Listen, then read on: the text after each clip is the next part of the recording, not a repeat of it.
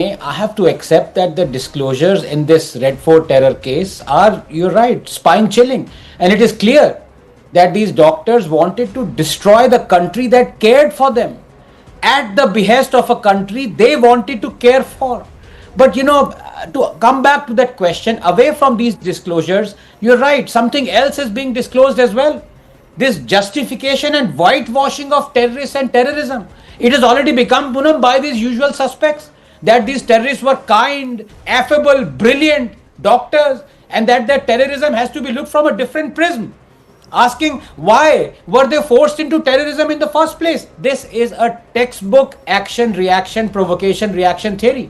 But then why don't they apply the same theory to Godhra riots and justify them as a reaction to the train burning? There they don't bring this action reaction theory. But then it's not about them, Poonam, it's about us. Because after all, you have to ask this question: who allows thousands to attend funerals of terrorists? Who withdraws cases against Muslim rioters? Who gives bail to Coimbatore bombers despite Supreme Court refusing to do so? Who blames Nupur for burning the country instead of blaming those who actually burned the country? Pune, more than 5 doctors, including Muzammil, the mastermind of the Delhi terror attack, has been arrested. The chilling details of this modus operandi leave very little to imagination.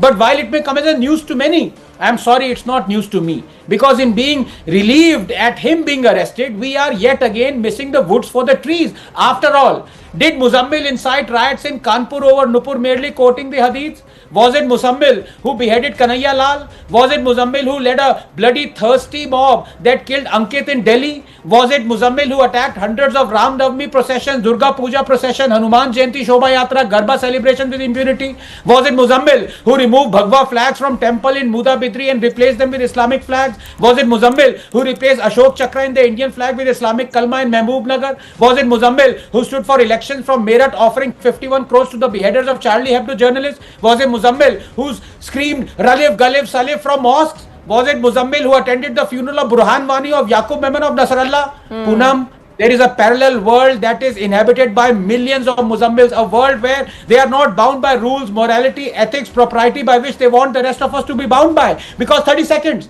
their morality, ethics, conduct is not dictated by man but by God. Let us be under no illusion. The situation is intractable. It hasn't changed for 1,000 years. Why on earth would it change in 10? Yaqub passed on the baton to Afzal, who passed it on to Burhan, who passed it on to Tahir, who passed it on to Muzammil, who, unknown to us, has probably passed it on to someone else. You can condemn the fundamentalists as long as you want, but they are only following the fundamentals, and you dare not condemn the fundamentals. Remember, moderates wield the pen, extremists the gun. The belief of moderates provides the cushion to the extremists. One of 5 Muslim signatories publicized by Tharoor who condemned the terror attack is Shahid Siddiqui. He comes across as a moderate in English, does he not? And this is what he says in Urdu regarding Taslima Nasreen.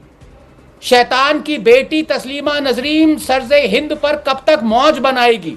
This is the folk tongue, Poonam. What can you do?